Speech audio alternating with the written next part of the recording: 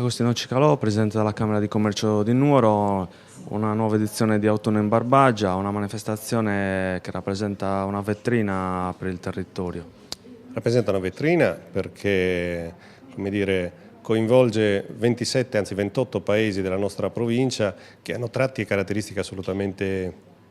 unici e sono quei tratti che sono particolarmente graditi dal visitatore d'oltremare, quindi i continentali, diciamo così, e gli stranieri, ai quali abbiamo intenzione di poter vendere questo tipo di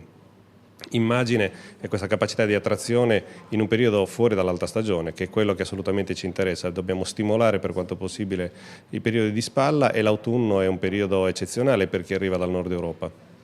Vincenzo Cannas, presidente dell'Aspen della Camera di Commercio di Nuoro, parte Autunno in Barbagia, una manifestazione che quest'anno coinvolgerà 28 paesi, un momento importante per la promozione del territorio.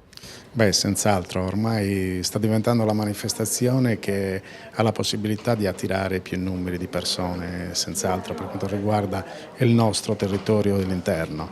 È una manifestazione che ormai siamo arrivati alla 19ª edizione e che tutti aspettano perché comunque sia da parte degli operatori che comunque hanno visto che è un veicolo importante per quella che può essere la promozione dei loro prodotti, anche prodotti si intende non solo quelli dell'artigianato, dell'agroalimentare, ma bensì anche quelli che sono i nostri prodotti del territorio in generale come visibilità per il comune, comunque conoscere in sé per sé il territorio.